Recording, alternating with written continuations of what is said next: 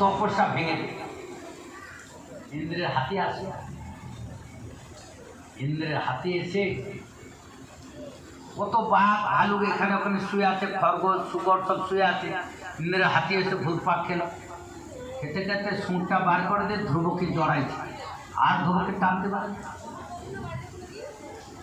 টানবার জন্য কত চেষ্টা করলো, আর নড়াইতে পারেন। তখন পরীক্ষিত মহারাজ সূর্য মহারাজকে জিজ্ঞাসা করলেন, প্রভু এই যে ধ্রুব সে তো একটা বালক, ইন্দ্রের হাতি কত বড়, কিন্তু নড়াইতে পারলো না কেন? তখন বলছে, জানো প্রভু, জানো পরীক্ষিত, যার লোমকূপে শ্বাস প্রশ্বাসের লয় হয় প্রলয়, সে যে অনন্ত ব্রহ্মাণ্ডের মালিক যে ভগবান বিষ্ণু, সে বিষ্ণুর চরণ কমল যার হৃদয়ে, সারা বিশ্ব ব্রহ্মাণ্ড যার থেকে সৃষ্টি, সেই বিষ্ণুর চরণ যার হৃদয়ে, সে কত বড় ভারী। ইন্দ্রের হাতি তাকে কি করবে? হাতিও ফেলে চলে। ইন্দ্র তখন অস্থির হয়ে গেছে, ব্রহ্মা আসন চলছে, এরকম করে চলছে, লাস্ট পর্যন্ত বিষ্ণু বৈকুণ্ঠ ধামে বিষ্ণুর আসন চলছে। কিসের জোরে? তপস্যা করে। এই যে ভাগবত কথা জন্য একটা তপস্যা, ধ্যান ধারণা ধীতি সমাধি আদি সবকিছু ভগবত তপস্যা নিষ্ঠা করে করতে হয়। যাও মাও দিয়ে দায় সারা না কাজ সারলে তার হবে না। ক্ষেত থেকে ধান উঠিয়ে আনা হয় না, চাউল বানা হয় না, মায়েরা রান্না করে রেখে পাথর বাছে, কঙ্কর গুলো বাছে, চিটি কালা ভুমা গুলো বাছে, তারপরে রান্না করে। ওইরকম ভাবে রান্না করে খাইতে পারবেন না।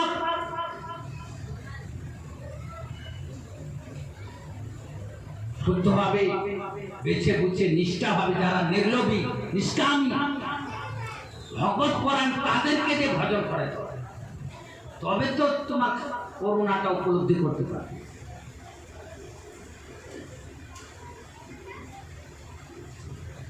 যখন ধ্রুবর আসন, যখন বিষ্ণুর আসন যখন চলছে, বিষ্ণু তখন তাকে দেখছে, ও শিশু ধ্রুব তো তপস্যা করছে, ভগবান প্রসন্ন হয়ে গেছে, কিন্তু আমি যে যাব, ধ্রুবের তো দীক্ষা হয় না, ওর দেহ সংস্কার হয় না। আমাদের হিন্দু ধর্মের মধ্যে, সনাতন ধর্মের মধ্যে, ভাগবত ধর্মের মধ্যে এই নীতিটা আছে। মাতৃগর্ভে থেকে যখন আমাদের জন্ম হয়, তখন আমাদের দেহটা অশুদ্ধ হয়। কই, আমরা তো সাবন কাবন দিয়ে কত সুন্দর করে স্নান করি।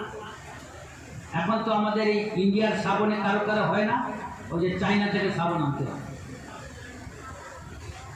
আরে বাইরে তুমি যত ঘষ মাদো, অন্তরটাকে শুদ্ধ হয়। জন্মনা যায়তে শূদ্র, জন্মনার সময় থেকে আমি শূদ্র।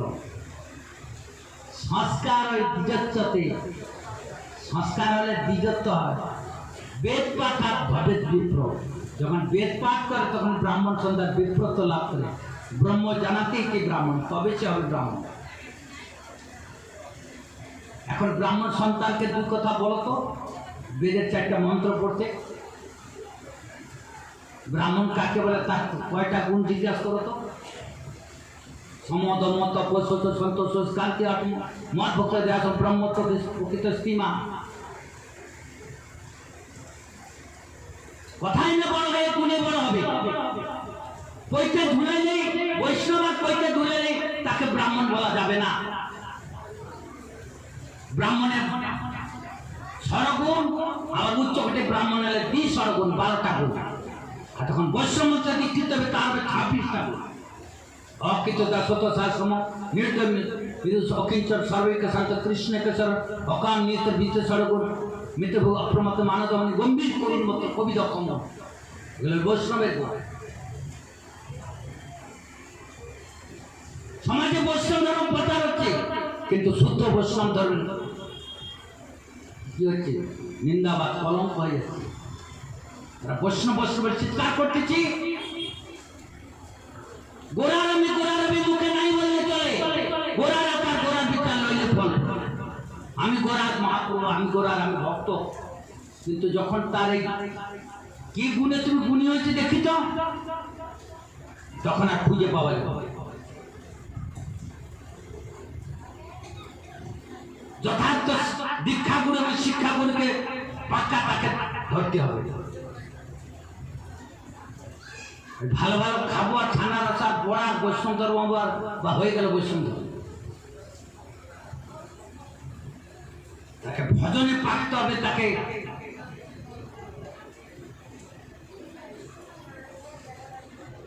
মহাপ্রভুর ধর্ম, মহাপ্রভুর ভক্ত যত বৈরাগ্য প্রধান, যা দেখে খুশি হন গৌর ভগবান। ভালো না খাইবে আর ভালো না পড়িবে, অন্তরতে ব্রজ সদা রাধা কৃষ্ণ সেবিবে।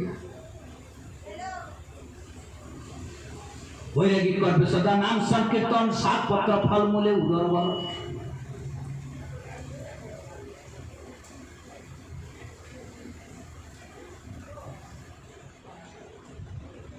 এটা দীক্ষা। যদি খুঁজে ফেলি যে সবাই দীক্ষা নিয়ে নিচ্ছে, কিন্তু দীক্ষা শব্দে যখন অর্থ করে জিজ্ঞাসা করো তখন আ করে থাকে। দীক্ষা শব্দের অর্থ হলো পাপ অসংখ্য, তার শরীর কোনো পাপ নেই। তুলসী মালা নিচ্ছে, গুরু মন্ত্র দিচ্ছে, তৎক্ষণাৎ সে পবিত্র হয়ে গেছে। মহারাজ আমি তো গুরুর কাছে দীক্ষা নিচ্ছি, আমি একাদশী করো, জন্মাষ্টমী করো, রাধাষ্টমী করো, সব করি, আর জল ফল খাও না, পথ ফল খাও না, সাদা আলু খাও না। সাদা আলু কি মহারাজ? জল ফল কি মহারাজ? ওইগুলো কথা বলে তো মন খারাপ হবে। জলে কুল ফল এরকম করে চলে?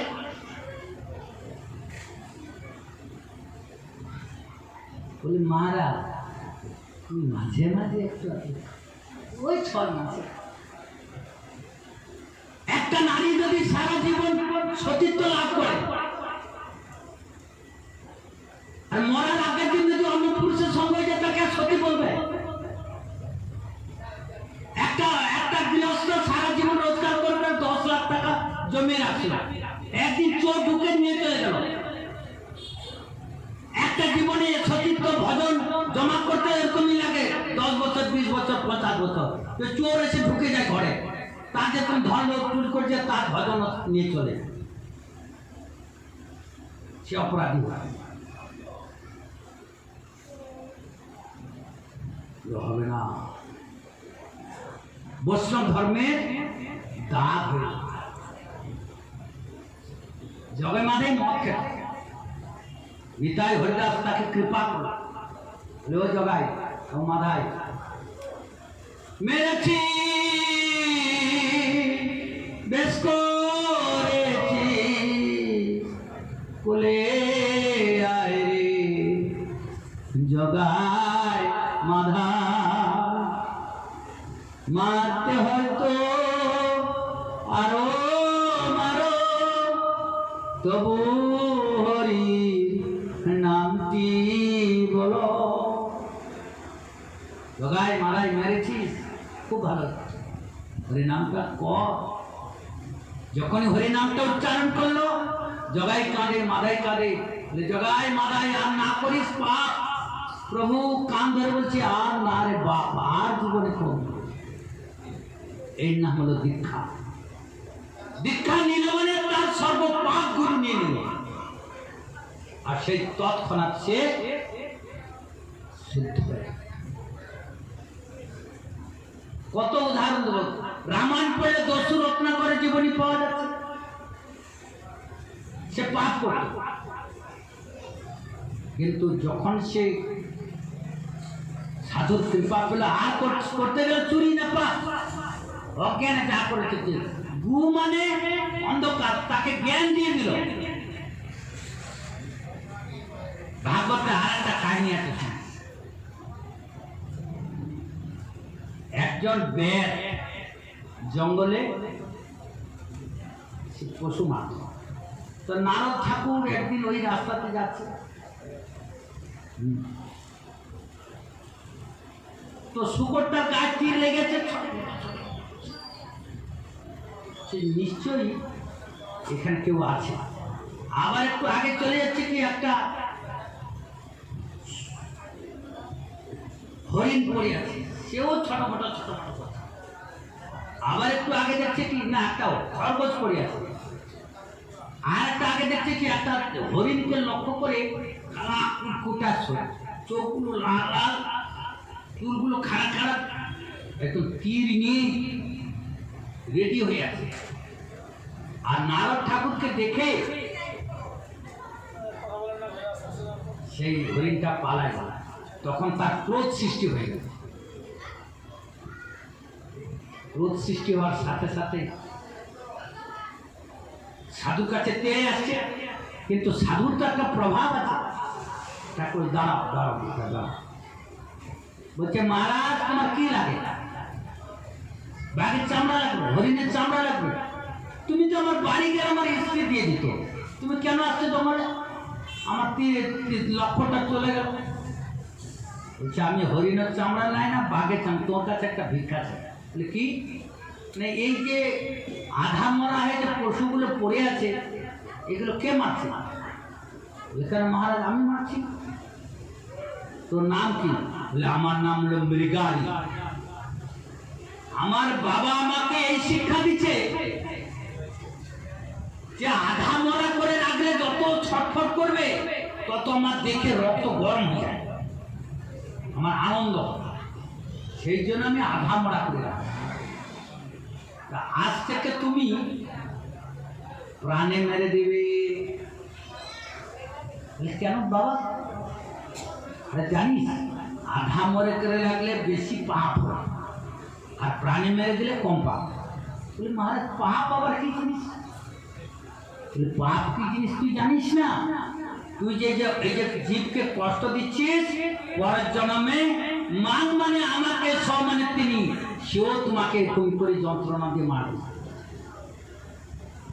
মহারাজ আমি তো এগুলো জানি না, আমার বাবা আমাকে এগুলো শিখেছে। আমি তো কত জীব হত্যা করেছি, কত জীবকে মেরেছি, কোনো ঠিকানা নেই। তাহলে আমার কি করে উদ্ধার হবে? তাহলে তোর উদ্ধারের কথা বলতে তীর ধনুকটা ভাঙ। আমি জঙ্গলে থাকি, পশু মেরে খাই, তীর ধনুক মানে আমার বউকে খাবে, বাপ বেটাকে খাবে, আমাকে খাবে, সবাই খাবার দেবে। বা সঙ্গে সঙ্গে গুরুর কথায়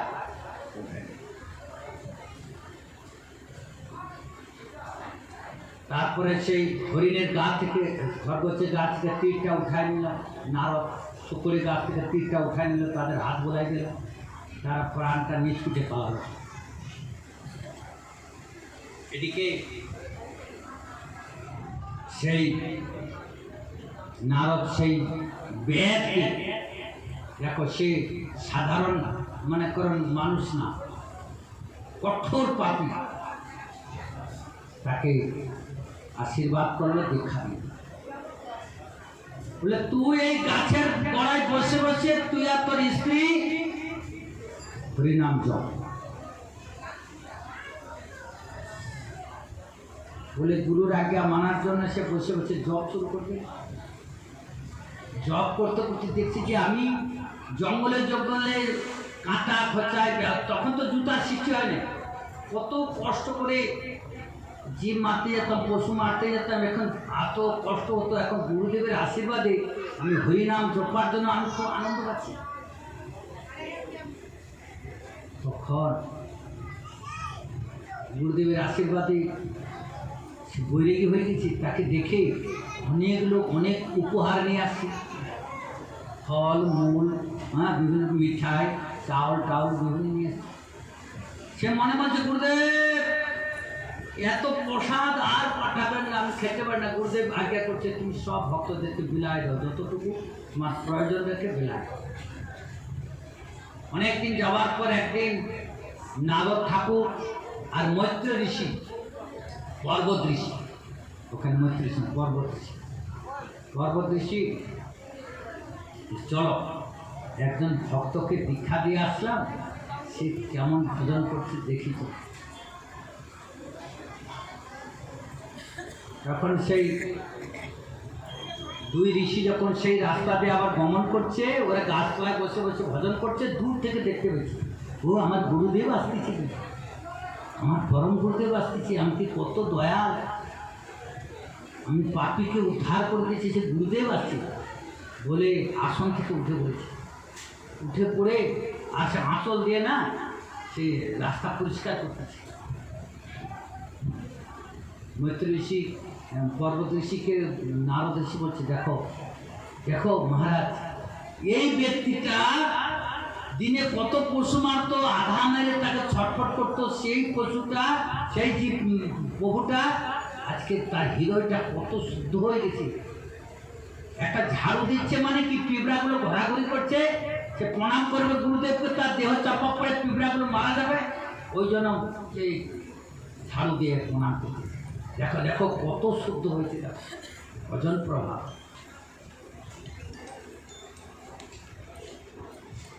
গুরুদেবকে দেখে সাষ্টাঙ্গে প্রণাম করলেন, চোখের জল দিয়ে গুরুদেব চরণ ধরে কাঁদছেন, হ্যাঁ গুরুদেব তুমি কৃপাময়, কৃপা করে আমাদের অধমকে জঙ্গলে এসে কৃপা করে আমাকে উদ্ধার করো। হ্যাঁ গুরুদেব বলেছি, কাঁদছে, আর ঘটি করে আর জল আনতে হয় না, চোখের জল দিয়ে তার চরণ ধোয়। বলছে গুরুদেব আপনার কৃপায় অনেক প্রসাদ আসতেছে, বলছে তুমি যতটুকু প্রয়োজন ভক্তদের বিলায়। তখন পর্বত ঋষিকে বলছে, এখন রাখো, পাটের শেষে বিলে দেওয়া হবে, ডিস্টার্ব হয়ে যাবে। তারপরে নারদ আর পর্বত আশীর্বাদ দিয়ে চলে গেল। ভাগবতে, রামায়ণে, মহাপ্রভু লীলাতে সব জায়গায় তো সিদ্ধান্ত পাওয়া যাচ্ছে।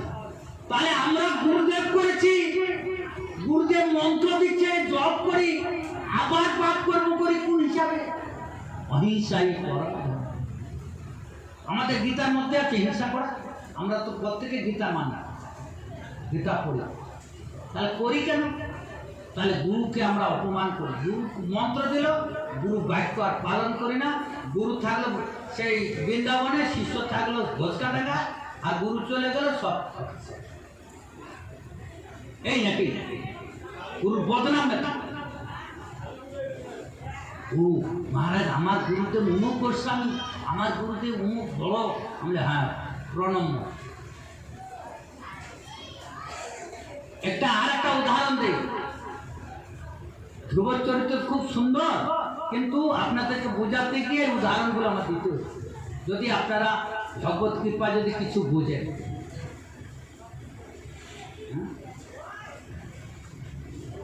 একজন গুরু এসছেন একটু গ্রামে,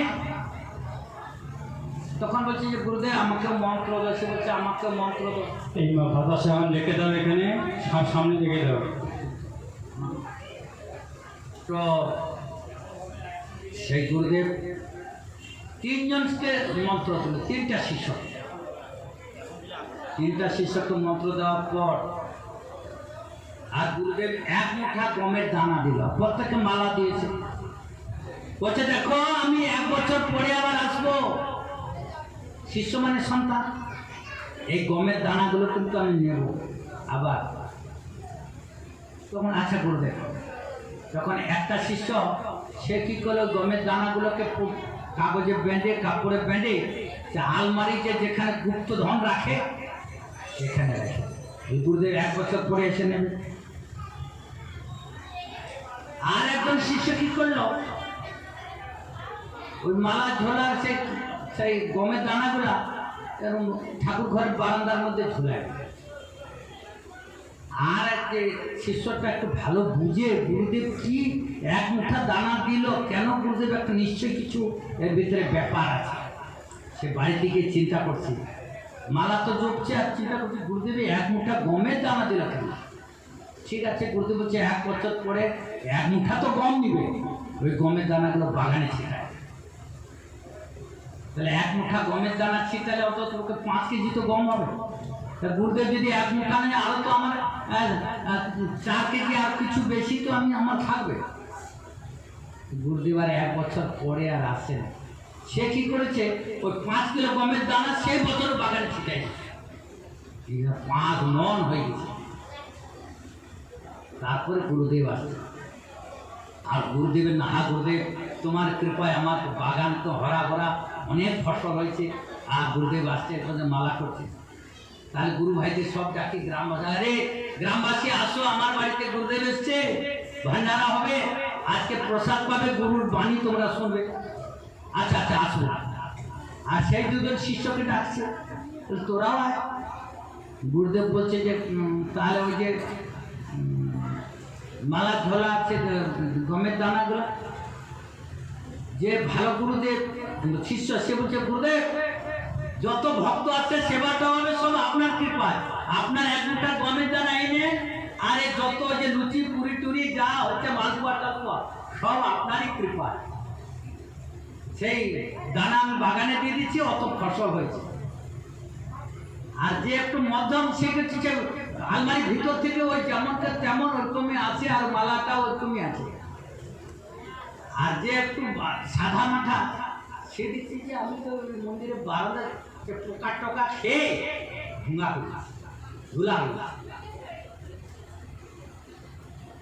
এখন গুরুদেব এই কথাটা ব্যাখ্যা করছে, দেখো আমি যে এই 3 মুঠা 3 জনকে 3 মুঠা গম দিলাম, 3টা মালা দিলাম, এর মূলে এখন তোমরা এখন বুঝো। আরে ভজন করতে হবে, ভজন প্রভাবে নাম জপতে জপতে বেশি হয়। আর রশি যদি মাজো শুরু হয়ে যাবে, নাম যত জপবে তত বৃদ্ধি হবে। অনেকে বিদ্যা অর্জন করে, বিদ্যা যদি দান করে আরেকটা ছাত্রকে শেখা, আরেকটা ছাত্রকে শেখা, বিদ্যা বাড়বে। আর বিদ্যা যদি মনে মনে রেখে দেয় তাহলে ওটা ভুলে যাবে। বিদ্যা যত দান করবে, ভক্তি যত দান করবে, তত গুরুর বাণী যত দান করবে তত বৃদ্ধি হবে। আর গুরুর বাণী কাউকে না বললো না শুনলো, একা একা মনে মনে করলো, বা কয়দিন করে সব বাড়ি গুরুদেব কি মন্ত্রটা দিয়েছিল না। এরকমই শিষ্য হলে হবে না। গুরু তো সবাইকে গুরু বস্তু দান করে। প্রহ্লাদ ধ্রুবের চরিত্রে এত সুন্দর সুন্দর কথা আছে। ভগবান দেখছে যে ধ্রুবের এই শরীরটা শুদ্ধ হয় না, কারণ জীব জনিকে 6 ভাগে ভাগ করা হয়েছে। শ্বেতজ, উদ্ভিজ, অন্ডজ, 4 ভাগে। শ্বেতজ, উদ্ভিজ, অন্ডজ, জরায়ুজ। পচা বাসি কিছু জিনিস ফেলে দিলে পোকামাকড় হয় না, ওটাকে বলে শ্বেতজ। গাছের দানা লাগালে আবার গাছ হয়, গম লাগালে ওটা হলো উদ্ভিজ। আর প্রাণীর ডিম্ব দান করে ডিম থেকে হয়, ওটা হলো অন্ডজ। আর মাতৃজনি থেকে প্রকাশ হলো জরায়ুজ। তাহলে মনুষ্য জন্মের জন্মটা কিভাবে? জরায়ুজ না, এই জন্য এই অশুদ্ধ।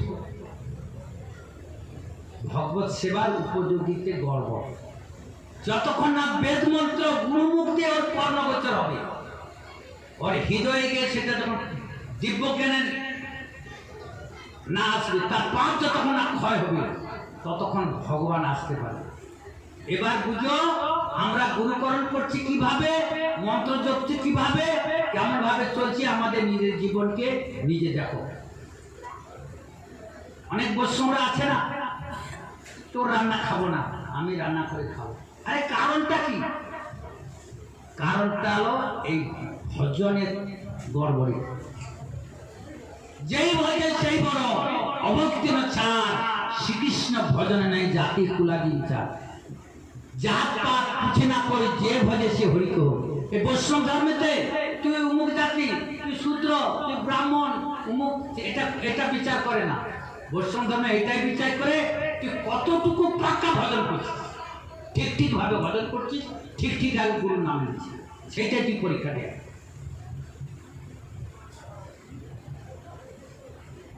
সেখানে এলো তারতম্য।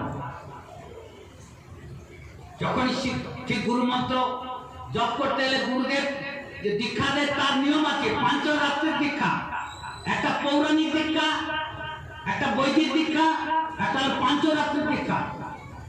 তুমি কোন মন্ত্রতে দীক্ষিত? বৈদিক মন্ত্রতে বেদ মন্ত্রতে ব্রাহ্মণরা দীক্ষিত হয়, সাবিত্রী জন্ম পায় ব্রহ্ম গায়ত্রী জপে। আর পৌরাণিক মতে জন্ম থেকে যে ভক্তিতে একদম পাকা ধ্রুব প্রহ্লাদ, তাকে ওই বলতে হয় না, কারণ জন্ম থেকে ভগবত ভজনে চলে গেছে। আর পাঞ্চরাত্রির দীক্ষা, পাঞ্চরাত্রির মতে গুরুদেব তাকে মাথা মুড়ায় যজ্ঞ করে তারপর মন্ত্র মন্ত্র দেয়। তারপরে যজ্ঞোপবীতদের তাকে নিয়ম বলে দেয়, এই ত্রিসন্ধ্যা জপি, এই তাপন পুণ্ডম, তাকে এই যে পুণ্ড দেয়, এই তিলক আর এই হরিনামের তাপ দেয়, তাপন পুণ্ডম তথা নাম, ওই হরিনাম মালা দেয়। হরি জাগস্য পঞ্চম ভজন করার, শালগ্রাম পূজা করার অধিকার দেয়, যজ্ঞ করার অধিকার দেয়। তাপন পুণ্ডম তথা হরি জাগস্য পঞ্চম, এই 5টা মন্ত্রে তাকে দীক্ষিত করে, তাকে বলে পাঞ্চরাত্রির দীক্ষা। সব পাপ তার শরীর থেকে চলে যায়। আর আমরা যে দীক্ষা নিচ্ছি যা করছি, এই সমস্ত সঠিকভাবে নিচ্ছি না? গুরুদেব দিল, গুরুদেব চলে গেল, সব ভুলে গেলাম, বা গুরুদেব চলে গেল তখন সেই গুরু চলে গেল, আবার দেখেছি, তাহলে হবে না, জীবন শুদ্ধ হবে না, ভগবতের কৃপা থেকে বঞ্চিত হবে। এই দেখেন ধ্রুব তখন নারদকে ভগবান প্রেরণা করলেন।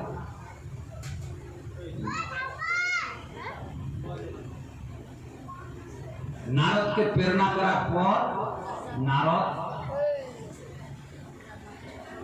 সেই বনেতে এসছে। কৃষ্ণ যদি কৃপা করে কোনো ভাগ্যবানের গুরু অন্তর্যামী শিখান, ভগবান নারদকে আশীর্বাদ করলো। নারদ আবার ধ্রুবের কাছে আসে, ধ্রুব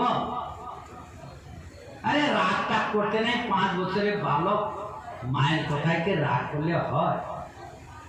তুমি কোন সাধু আমার ভজনে বাধা দিতে যা, সরে। গুরুদেব পরীক্ষা নেয় যে যথার্থ ভজন করবে না। আর দেখ, মন্ত্র জপ করা, ধ্যান ধারণা করা খুব কষ্ট, তোমার মতো সাধু লাগবে, চলে যাও। তখন নারদ দেখছে যে এই তো পাক্কা শিষ্য হবে, যা স্নান করিয়া। তো রাজপুত্র আছে, নিজে স্নান করে, কত তার চাকর বাকর স্নান করতে পারছে না, নারদ আবার স্নান করাই দেয়। কাপড় চুপড় নাই, গুরু মন্ত্র নেওয়ার সময় নতুন কাপড় পরতে হয়, ওইটা তিলকাটি করতে কিছু পারে না। নারদ আবার তার ওড়না ছিঁড়ে লিমুটি বেঁধে দিল, তারপর তাকে মন্ত্র দিল, 12 অক্ষর মন্ত্র। 12 অক্ষর মানে 12 অক্ষর, নারায়ণ মন্ত্র। ও নমো ভগবতে বাসুদেবায় নমঃ। মন্ত্র কত প্রকার শুনে রাখেন। তখন মন্ত্রের কথা হচ্ছে বলে দিই। রাম মন্ত্র 6 অক্ষর, গোপাল মন্ত্র 8 অক্ষর, নারায়ণ মন্ত্র 12 অক্ষর, কৃষ্ণ মন্ত্র 18 অক্ষর, নৃসিংহ মন্ত্র 32 অক্ষর। চাও তো মন্ত্র চপলে তাও হবে না। আর এই হরে কৃষ্ণ নাম মন্ত্র 32 অক্ষর, 16 নাম 32 অক্ষর। তখন ধ্রুব যে মন্ত্র দিলেন নারদ ঠাকুর, মন্ত্র দেওয়ার পর এই শিশুটাকে একটু ঠান্ডা করা, ডিস্টার্ব হচ্ছে। তারপরে বলছে, ধ্রুব তোকে কয়েকটা নিয়ম করে দিয়েছে, এই নিয়ম করবি তো ভগবান এসে তোকে কৃপা করবে। বলে বলো গুরুদেব।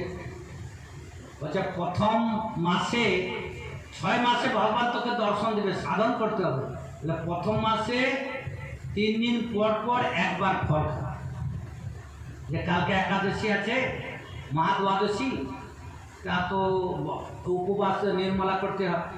তো বলছে, মহারাজ আমরা সাধারণ লোক নির্জলা পারব না, তাহলে কিছু অনুকল্পের বিধি আছে, যে বিধিতে ব্রত নষ্ট হয়। কি?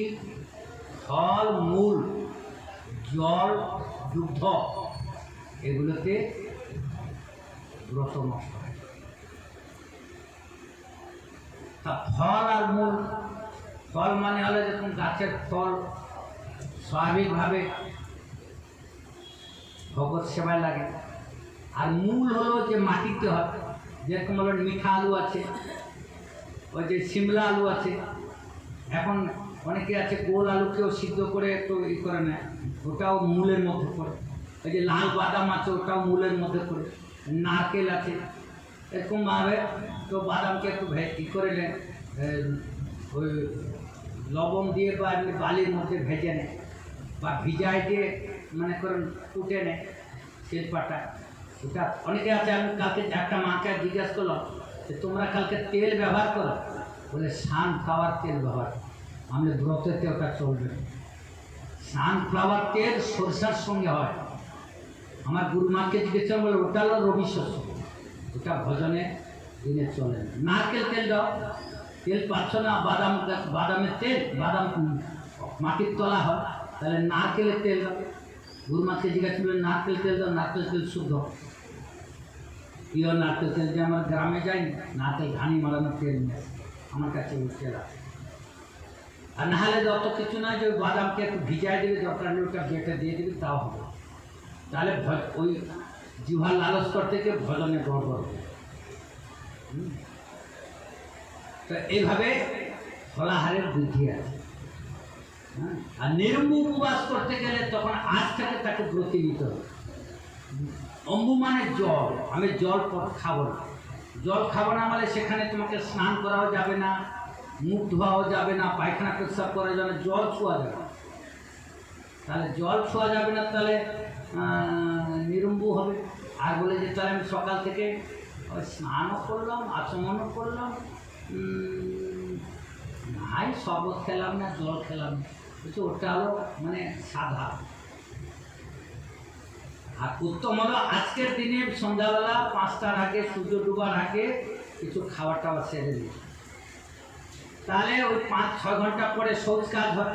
তাহলে 5টায় যদি সূর্য ডুবে তার আগে যদি খায়, ওর তো কিছু খেলে তো সেটা শরীর থেকে বার হবে। তখন সে 5টা থেকে রাত্রি 12টা 1টা বাজতে বাজতে ওর পায়খানা পেশাবের চাপ আছে। তখন ও পায়খানা পেশাব যাবে এবং স্নান করে নেবে এবং মুখ মাজন করে নেবে, আর কাপড় ধৌত বস্ত্র পরে নেবে, আর শুবে না, ঘুমাবে না, বসে বসে জব করে। যদি একটু আলাদা পেশাবের চাপ আসে, তার ভোর 3কে বাজতে বাজতে ওটা হয়ে যাবে। সেই যে জল স্পর্শ করলো আর সকালে পূজা পাঠ করবে, তাহলে ঘুমাইলে শরীর অশুদ্ধ হয়ে যাবে, সেই জন্য শুবে না, কাপড় অপবিত্র হবে না। ও মন্ত্র আচমন করে মঙ্গল আরতি আদি ঠাকুরের পূজা পাঠ করতে হবে। হ্যাঁ, খাবে না, জল যাবে না, পায়খানা পেশাব দূরে। এইভাবে পরের দিন সকাল হবে, যখনই মুখ ধুইতে যাবে সঙ্গে সঙ্গে পারো না, জল স্পর্শ মানে মুখে স্পর্শ মানে চলে যাবে, তাহলে পারো না। এইটা হলো শুদ্ধ নির্জলা পূজা। সাধারণ লোক যে পাণ্ডলা নির্জলা আসলে তুমি করবে নির্জলা করে, তো সেইটা নির্জলা, এই নির্জলা বিধি ঠিকভাবে শাস্ত্রের অনুযায়ী চলে যেত। তো অত কঠিন আমি গুরুমাকে বলছিলাম একটা করেছি এরকম। গুরুমা বলছে দেখো, বেশি পড়া করতে গেলে যে নাক আছে না গাড়ি, বেশি টায়ার দিতে গেলে যেন নাকটা কেটে গেলে তখন বিরক্তি দূর, অত কষ্ট, অত হয়তো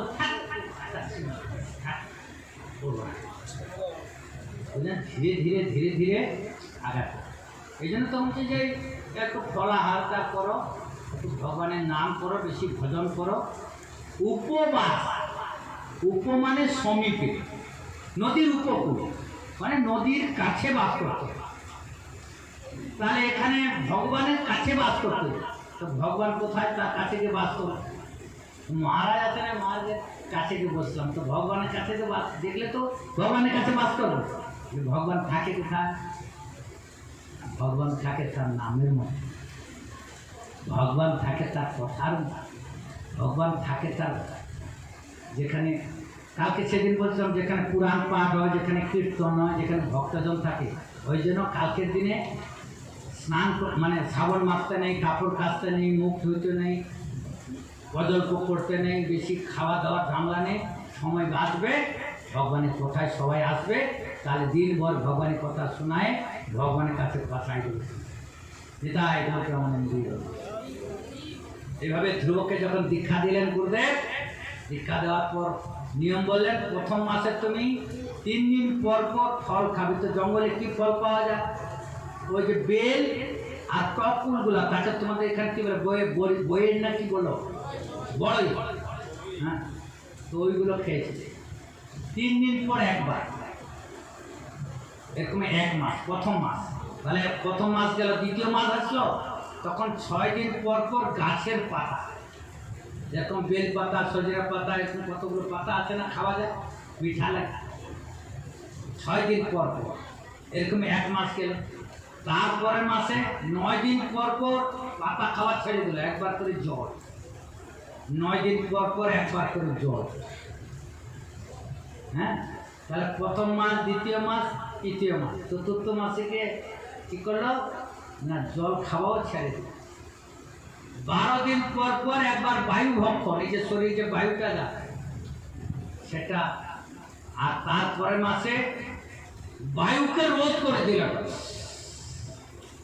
তখন দেখছি যে সব ঋষি মুনি দেবতা সব পেট খোলা শুরু, হাওয়া বাতাস আর চলছে না। এই কয়দিন দেখে না কিরকম হাওয়া চলে না, অত্যন্ত গরম, কত কষ্ট হচ্ছিল। হ্যাঁ, তখন দেখছি যে স্বপ্ন, সারা সংসার একদম অস্থির হয়ে উঠছে। তখন নারায়ণ দেখলো যে এর কাছে আর পারা যাবে না, এই সাধকের কাছে আর পারে দর্শন না দিয়ে থাকতে পারে। ভগবান স্বয়ং এসে সেই জঙ্গলের মধ্যে ধ্রুবের কাছে দাঁড়িয়ে। ধ্রুব তো এক ধ্যানেতে ভগবানের ওই রূপটা ধ্যান করছে, নমো ভগবতে বাসুদেবায়, শঙ্খ চক্র গদা পদ্ম, কিরিট কুণ্ডলধারী, সুন্দর বনমালা, আর তার সেই পীতাম্বর, সেই সুন্দর রূপ অন্তরে চিন্তা করছে, আর মতো নমো ভগবতে বাসুদেবায়। ভগবান দেখছে যে আমি যে সাথে দাঁড়িয়ে আছি, ধ্রুবের হুঁশ নেই, ওর অন্তর থেকে সে রূপটাকে নিয়ে নিই। তখন সে ছটফটারি, আমার প্রভু গেল কোথায়, দেখে আরে আমার প্রভু কি সামনে। তখন ধ্রুব দেখে তাকে প্রণাম। আর যে কিছু স্তবস্তুতি করবে, কীর্তন করবে, সে তো পড়ালেখা করে না, গুরুকুলে তো যায় না, তার তো বিদ্যা নাই পেটে। মুখটা একটু নড়মড় করতেছে, কিছু যে বলবে, তখন ভগবান বুঝতে পেরে, আর তার ভগবানের হাতে যে দক্ষিণাবর্ত শঙ্খ ছিল, তোমাদের যে শঙ্খ দেখুন, এই যে শঙ্খগুলো বাজাও, তার এই মুখের পেটটা আরো বাঁ দিকে আছে। যেই শঙ্খের পেটটা ডান দিকে হবে এবং লম্বা হবে, সেটা নারায়ণ শঙ্খ, নারায়ণের হাতে থাকে, ওটা লক্ষ্মী। ওইটা যখন ধ্রুবের মস্তকে স্পর্শ করে দিচ্ছে না, ধ্রুব তখন অনর্গল ভগবান স্তব করতে। স্থানাবিলাসী তপস্বিতুহম তং প্রাপ্ত জন মুনীন্দ্র গুজ্জম কাচম বিচ্ছিন্নপি দিব্যরত্নম স্বামীন কৃতার্থস্মি বরং ন যাচে। স্থানাবিলাসী তপস্বিতুহ বলে, আমি বাবার কোলে স্থান, আমি বাবার কোলে বসার জন্য আমি তপস্যা করতে আসলাম। এখন দেখতেছি কাঁচ খুঁজতে, সে কাঞ্চন পেয়ে গেছে, কাঁচের টুকরা থাকে, কাঞ্চনের দাম বেশি। তো বাবার কোল বড় না অনন্ত ব্রহ্মাণ্ডের মালিক ভগবান বড়? অতএব হে প্রভু, ধ্রুবকে বলছেন, প্রভু তুমি, ধ্রুব তুমি কিছু বর মাগো। তখন ধ্রুব বলছেন, প্রভু আমি তো বাবার কোলে বসার জন্য আসলাম, এখন দেখতেছি অনন্ত ব্রহ্মাণ্ডের মালিক ভগবান তোমাকে পেয়ে গেছি, আমার কোনো আশা নেই, আর আমার কোনো কামনা নেই। তোমার দর্শনে আমার হৃদয়ে যত কাম, ক্রোধ, লোভ সব কিছু আমার চলে গেছে। এখন প্রভু তুমি আমার কৃপা। ধ্রুব, আমার একটা নাম হলো বরদ ভগবান, আমি তোমাকে, তোমার জন্য আমি একটা লোক তৈরি করে দেবো, তার নাম হলো ধ্রুবলোক। সারা ঋষি মুনির উপরে যে আলাদা হবে একটা স্থান থাকবে, উত্তর আকাশে সবাই দেখবে এটা ধ্রুবলোক। 5 বছরের শিশু ভগবানকে লাভ করেছিল, ধ্রুব সত্য এই আকাশে তুমি চিরদিন থাকবে। আর আমার আশীর্বাদে তুমি 10,000 বছর রাজ্য উপভোগ করবে। যার বলে না গৌরীয় ভক্ত বা এরা বৈষ্ণব, ভিন ভাঙা কিছু নেই, ভগবানের ঘরে নিয়ে যান লক্ষ্মী। তার ভজন করে সে ভিন ভাঙায়। প্রথমে সে ভজন করতে গিয়ে তাকে ভগবান পরীক্ষা নেওয়ার জন্য তার কথাটা আছে না, যে করে আমার আজ তার করে সর্বনাশ। সর্বনাশ, সর্বনাশ মানে যেরকম গীতাতে আছে না, সর্বধর্মান প্রত্যেক মানে কম শরণম বলে অহংকম সর্ব পাপে মোক্ষ ইচ্ছান। তার সমাজ ধর্ম, মনোধর্ম, দেহ ধর্ম, গৃহ ধর্ম সব ধর্ম চুরচুর করে যে একমাত্র আমাকে শরণ নেয়, আমি তার সর্বভাগ মন মনা ভব মত ভক্ত মজ্জা আদি মানে বসে যুক্তি বেতন মত পড়ায়। হে অর্জুন, তুমি আমাকে মন দাও, আমার কর্ম করো, আমার পূজা করো, আমার ধ্যান করো, তবে তুমি আমার নিত্য ধামে যাবে। ধ্রুবকে তখন আশীর্বাদ দিয়ে ভগবান অন্তর্ধান করলেন। ধ্রুবকে না, ওখানে একটা কথা আছে, ধ্রুব তখন বলছে, প্রভু তুমি যখন দান দিবে একটা কথা, আমার মাকে না আমার বাবা ভালো, তুমি আমার দুঃখিনী মাটাকে একটু কৃপা করো প্রভু, সে সারা জীবন দুঃখী। ভগবান বলছে, ধ্রুব যে আমার ভক্ত হয়, মা বাবা তো দূরের কথা, তার মাতৃকুল সাত, পিতৃকুল সাত, সে যদি গৃহস্থ তার স্ত্রীকুল সাত, সবাই আমার ধামে চলে যাবে। জননী কৃতার্থা বসুন্ধরা বসিতে ধন্যা নিত্যন্তি স্বর্গে পিতরি বিদ্বেষান। যে সাংকুলে বৈষ্ণব নাম দেওয়া, যেই কুলেতে বৈষ্ণব আছে সেই কুলে পিতৃলোক যে স্বর্গে যায়, তারা সেখানে নৃত্য করতে থাকে। বলছে আমার কুলে বৈষ্ণব আছে, গোবিন্দের ভজন পূজা করছে, তার গোবিন্দের আশীর্বাদে আমরাও স্বর্গে, এবং যদি সে নরকে যায় সেখান থেকে উদ্ধার হয়ে ভগবানের ধামে তারাও চলে যায় নাচতে নাচতে। কুলং পবিত্র, তারা কুল পবিত্র হয়ে যায়। জননী কৃতার্থা, মা যে গর্ভে ধারণ করে, যেই ধরিত্রীতে মা সে পায়খানা পেশাব করে নৃত্য করে নাচ মেরেছে, না ঢাকা করেছে, যে ধরিত্রী দেবে বলে ধন্য ধন্য আমার জীবন, সে মাতৃগর্ভ ধন্য। আমার কুলে একজন বৈষ্ণব আছে, সে ভগবানের ভজন করে ভগবানকে লাভ করেছে, আমিও তার কৃপায় ভগবানের প্রসাদ পাবো। বৈষ্ণব যখন প্রসাদ খেয়ে পূজা দেয়, প্রণাম করে, ধরিত্রীতে শুয়ে পড়ে প্রণাম করে, ধরিত্রী দেবী আশীর্বাদ করে, বাহ বেটা তুই ধন্য, তুই ভগবানের ভজন করছিস, তোর কৃপায় আমিও ধন্য। জননী কৃতার্থা বসুন্ধরা ধন্যা নিত্যন্তে স্বর্গে পিতর বিদেশা। পিতৃলোক আশীর্বাদ করে, বেটা তোর ভজন প্রভাবে আমারও কল্যাণ, দশের কল্যাণ, দেশের কল্যাণ। শুদ্ধ বৈষ্ণব হতে হবে, শুদ্ধ ভক্ত হতে হবে। ওই ভেজাল ভক্ত আরো হবে না, ওই কাকড় মিশানো চাল খেলে হবে না, শুদ্ধ হতে হবে। আপনারা তো অনেকে ভাগবত শুনছেন, অনেকে অনেক দিন থেকে এখানে অনেক মহারাজগণ আসছেন, খুব ভালো, আপনাদের ভিতরে আশীর্বাদ আছে। কেন আপনারা পিছিয়ে আছেন? আগাই চলুন, উঠলে উঠলে ভাই, আর তো সময় নাই, আর কি সময় আছে?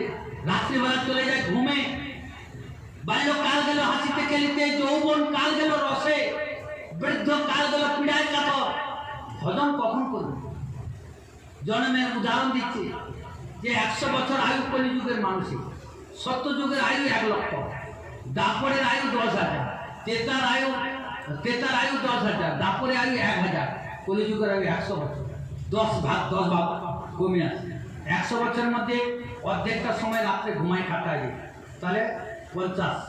100 বছরে অর্ধেক বাঁচলো তো অর্ধেকটা ঘুমে গেল, আর বাঁচলো 50। বাল্য জীবন খেলতে খুলতে চলে যায় 5 বছর, বিদ্যাভ্যাস করতে করতে চলে যায় তার 25 বছর, বিবাহ করলে আবার একটা সন্তান হবে, তার উপর বালপুষ করতে করতে যায় 25 বছর। ভজন কখন? সংসার 50 বছর হলে, যে 50 বছর হয়ে গেছে, কয়জন ভজন করতেছে? দেখবেন ওই যে মোড়ের কাছে বৃদ্ধের উপরে বসে বসে তাস খেলে, বিড়ি খায়, বসে বসে গাঁদা খায়, অথচ সময় তার হাতে আছে। সে কি জানে?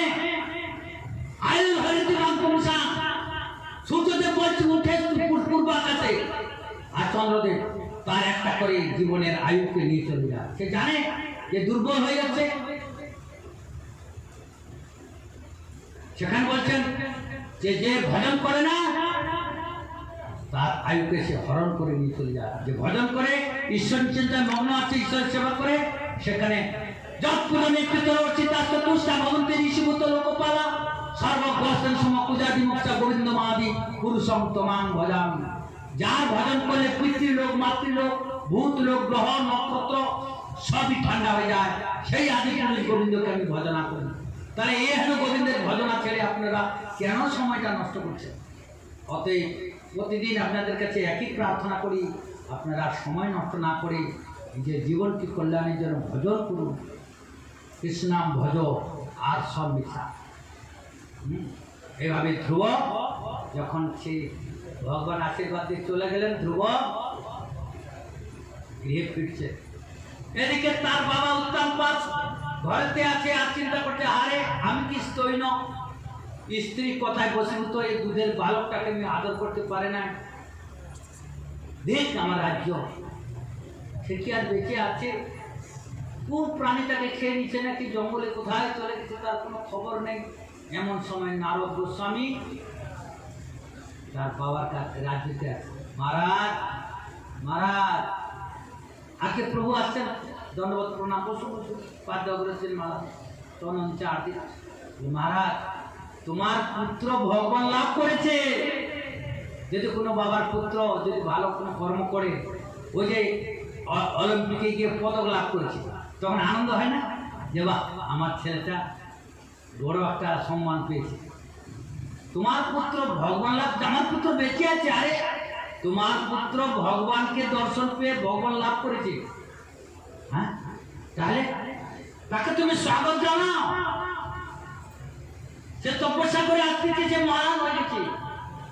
আর উত্তানপাদ তখন সাথে সাথে তার রাজ্যকে সাজাই দিল, সুন্দর কলসিতে জল ভরে কদলে বৃক্ষ দিয়ে মণ্ডপ সাজালো, চতুর্দিকে পতাকা ধ্বজা মঙ্গলধ্বনি শঙ্খ আদি বাদন করছে, চতুর্দিকে ধূপ দীপ মালা সাজাই দিচ্ছে। আর স্বাগত করার জন্য হাতি ঘোড়া পালকি আদি নিয়ে রথ নিয়ে আগায় যাচ্ছে। আর ধ্রুব দিকে তপস্যা করে আসছে, তাকে রাস্তার মধ্যে স্বাগত করে তাকে বাজনা বাজাতে বাজাতে আর রাজ্যের মধ্যে নিয়ে আসছে। ধ্রুবকে স্বাগত করে ধ্রুব সেই উত্তানপাদ নিজেকে ধিক্কার মনে করছে। সে তখন না, এই গৃহ সংসারে আর আমি থাকবো না। তখন ধ্রুবকে রাজ্য দিয়ে তার বাবা ভজন করছে। ধ্রুবের ভাই ছিল উত্তম, উত্তমকে নিয়ে ধ্রুব রাজ্য করছে। একদিন উত্তম সে জঙ্গলে শিকার করতে গিয়ে যক্ষরা তাকে মেরে দেয়, যক্ষ সেনারা। তখন সেই ধ্রুবের রাগ হয়ে গেল, যক্ষ সেনাদের উপরে রাগে অনেক তিনি যুদ্ধ করছেন। যুদ্ধ করতে করতে প্রচুর দক্ষ সেনা মারছে। তখন স্বয়ং ব্রহ্মা এসে ধ্রুবকে, ধ্রুব শান্ত হও, তুমি বৈষ্ণব, তুমি এত রাগ করছে কেন? জীব আপন কর্মফলে এই সংসারে আছে, জাগতে কর্ম বন্ধন জীব, অতএব তুমি রাগ করো না। হ্যাঁ, এই বলে ধ্রুবকে শান্তি করলেন। ধ্রুব ফিরে এলো, ধ্রুবর পুত্রের উপরে তার রাজ্য দিয়ে ধ্রুব ভগবত ধামে যাওয়ার জন্য ব্রতী হলেন। তখন সে একটা রথ এসে গেল বিষ্ণু লোক থেকে। এমন সব মৃত্যু আসছে। তখন ধ্রুব কি করলো, মৃত্যুর মাথায় পা দিয়ে আর রথ চলে। বৈষ্ণবকে মৃত্যু ভয় করা ধ্রুব লোকে চলে। তো এই কথাগুলো সমস্ত আমাদের, এই কথাটা কালকে বলা দরকার ছিল। কালকে তো মনে করুন সময় খোলায় নেই। আজকে এখন পয়সা তাহলে 10টা বলতে হবে নাকি? এরপরে পঞ্চম স্কন্ধে, এটা চতুর্থ স্কন্ধে, পঞ্চম স্কন্ধে কালকে তো ভরত মহারাজের চরিত্র বলেছি। হ্যাঁ, সেখানে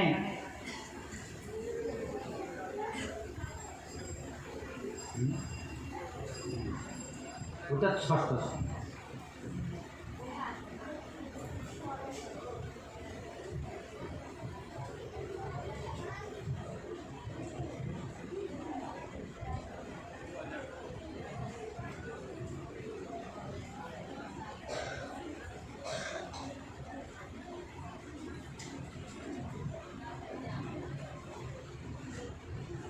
পঞ্চম স্কন্ধেতে জগৎ সৃষ্টির কথা বর্ণনা আছে। ভুবন কোষ, এই যে সপ্ত নদী, সপ্ত আর সপ্তদ্বীপ আদি কথা আছে না, এই সূর্যদেবের রথের গতিতে এই সপ্ত নদী হয়েছে। এই নাভি রাজার সব কাহিনী আছে এখানে। পঞ্চম স্কন্ধে 28 নরকের কথা বর্ণনা আছে। জীব বিভিন্ন রকম কর্ম করলে তাকে নরক যন্ত্রণা ভোগ করে। তা সেই যমরাজ তার কর্মকে লক্ষ্য করে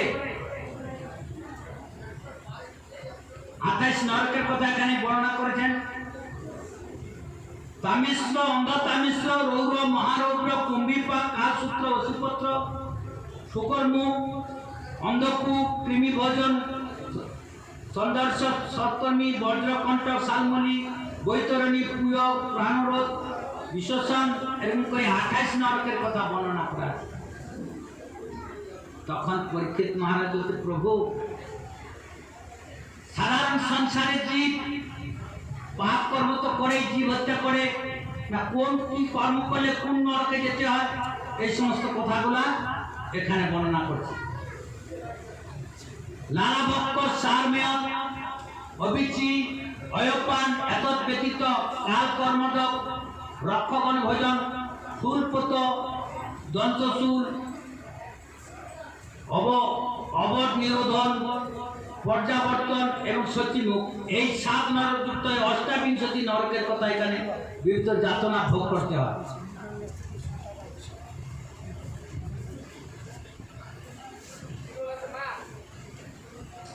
হে ক্রূর স্বভাব, ষষ্ঠী বা উগ্র পশুন পক্ষিণ বা প্রাণত উপরন্দ্রবতী তম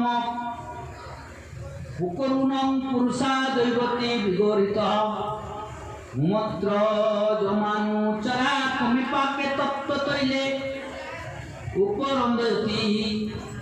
হে ক্রূর স্বভাব ব্যক্তি সে প্রাণ পুষ্টি নিমিত্ত সজীব পশু পক্ষীকে বধ করে রন্ধন করে রাক্ষস নির্মিত সেই নিঠুর ব্যক্তিকে যম পুরুষ কমিপাক নরকে নিয়ে গিয়ে তপ্ত তৈলে রন্ধন করে। যে ব্যক্তি পিতামাতা ব্রাহ্মণ বেদের বিরোধিতা করে যমদূত তাকে কালসূত্র নাম নরকে নিক্ষেপ করে। আর আয়তন 10 যোজন বা ভূমি তাম্রময়, উপরে সূর্যের তাপে বা নিচে অগ্নি তাপে ভূমি তপ্ত হয়ে আছে, সেখানে যেসব পাপীকে প্রাণী যা তার ক্ষুধা তৃষ্ণা কাতর হয়ে ভিতরে ও বাইরে দগ্ধ হতে থাকে, এত দগ্ধ করে যে অস্থিরতা উত্তরোত্তর বৃদ্ধি পায়, কখনো উপবেশন করে, কখনো শয়ন করে, তখন সঞ্চালন করে, কখন বা দণ্ডায়মান অবস্থান করে, দৌড়ায়, এইভাবেই নরপশু শরীরকে জম রোগ করে শস্য তাকে যাতনা ভোগ করতে হয়। তামিশ্র, অন্ধ তামিশ্র, এই সমস্ত কঠোর কঠোর নরকের কথা বর্ণনা। তখন পরীক্ষিত মহারাজ প্রশ্ন করছে, তাহলে প্রভু এই যে নরক, এই যে জীব তো অন্যায় করে, তাহলে কি করে, এমন কি ভজন করার পদ্ধতি আছে যে ভজন করলে নরকে যেতে হবে না? বলে হ্যাঁ, এরকম একটা কাহিনী তোমাকে শোনা। সেই কাহিনীটা হলো অজামিল উপাখ্যান। হ্যাঁ, এই 6ষ্ঠ স্কন্ধ শুরু হয়ে গেল, অজামিল উপাখ্যান করে আজকে ছাড়।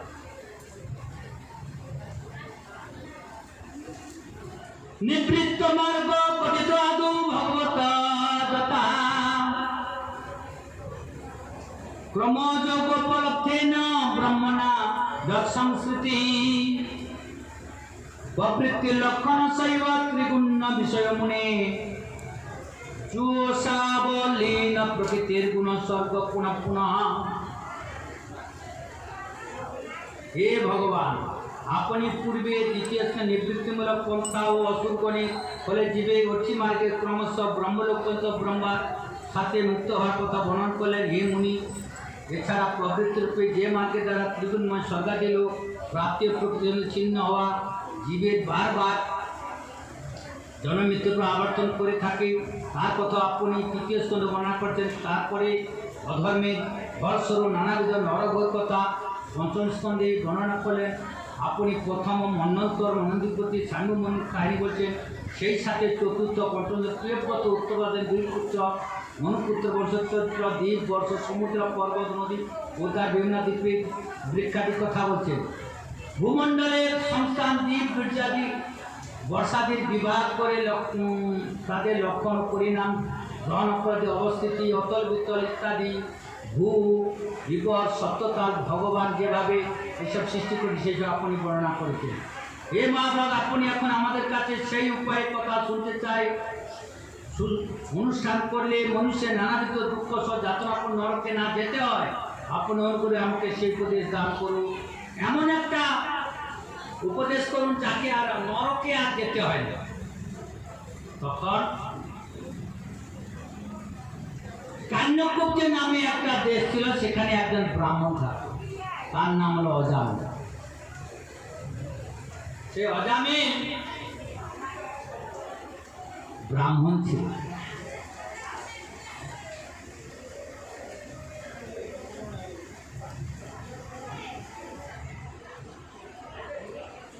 অজামিল ব্রাহ্মণ ছিল। আর 10 মিনিট করে মায়েরা বেশি চেতানে 10 মিনিট করবো, হ্যাঁ, তাহলে 9:30 বেজে দেবে। আর তো করতে করতে 10টা, বেশি শুনলে আজকে আধা ঘন্টা আগে বসছি না, বেশি শুনলে পেট খারাপ হবে। তো অজামিল ফুল তোলার জন্য ডালি নিয়ে বাগানে গেছে। তা নানা রকম পূজার ফুল চয়ন করেছেন। এখন রাস্তার মধ্যে যখন ভ্রমণ করছে, রাস্তার মধ্যে একটা শূদ্র একটা শূদ্রান এই সকালবেলা মদ খেয়ে আর মাতলামি করছে। কিন্তু মাতলামি করার সময় তাদের অঙ্গেতে কোনো বস্ত্র ছিল, সে শূদ্র আর শূদ্রানী দুজন। আর অজামিল পুষ্প চয়ন হয়ে গেছে, বাড়ি ফিরতেছে, কিন্তু আমাদের চোখের স্বভাব খারাপ বস্তুটাকে আগে দেখে। মাথা ঘুরিয়ে ঘুরিয়ে দেখে কি যে একটা শূদ্রানী বিবস্ত্র হয়ে আর শূদ্র আর আলিঙ্গন করতেছে। তো কিছুটা আগায় যায়, আবার ঘুরে তাকায়।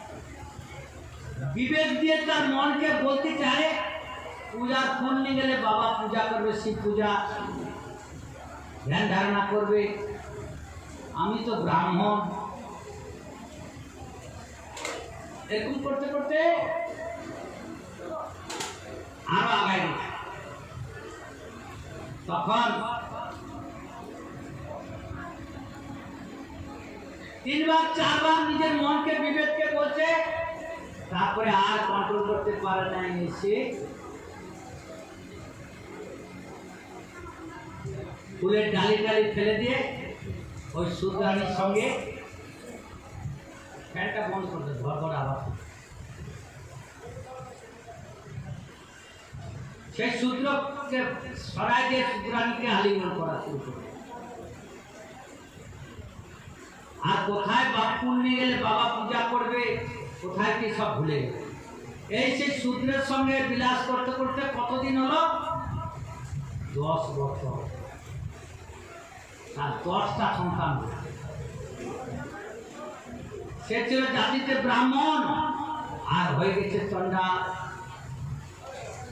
কর্মচন্ডা। জন্মেতে ব্রাহ্মণ, কর্মেতে চন্ডা। এখানে একটা কথা বলে দিই, শিক্ষার কথা। এই যে 4টা বর্ণ এবং 4টে আশ্রম কে সৃষ্টি করছে? ভগবান গীতাতে এটা বলছে।